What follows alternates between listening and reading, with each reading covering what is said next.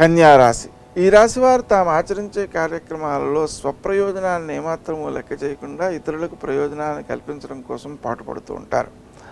ఆ విధంగా చేసేటువంటి కార్యక్రమాలు ఏవైతే ఉన్నాయో అవి సత్ఫలితాలను ఇవ్వడానికి మనకు కొంత జపాధికం కూడా అవసరం అవుతుంది. ఎందుకోసం అంటే స్వయంగా నిర్ణయించి కార్యక్రమాలను చేసేటప్పుడు కొన్ని చెడ్డ ఫలితాలు వచ్చేటువంటి అవకాశం ఉన్న దృష్ట్యా ఆ చెడ్డను జయించి మంచిని పెంపొందించుకోవడం కోసం శ్రీ దత్తాత్రేయాయ నమః లేదా దత్తశరణం మమ అనేటువంటి నామాలని జపించుకుంటూ ముందుకు వెళ్ళాల్సిన ఆవశ్యకత ఉంది.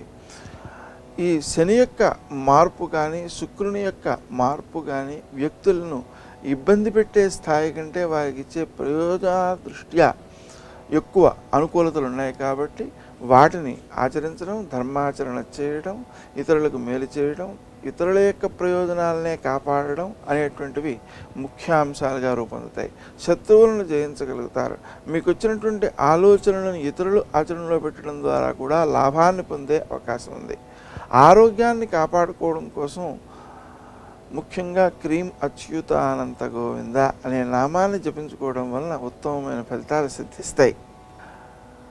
ఈ రాశి వారిని శత్రువులు కొంత ఇబ్బంది పెట్టేటువంటి అవకాశం ఉంది.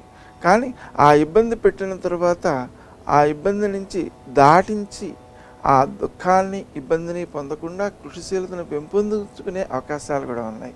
అలా పెంపొందించుకోవడం ద్వారా వ్యక్తి విజయాలను ఎక్కువ సాధించగలుగుతాడు.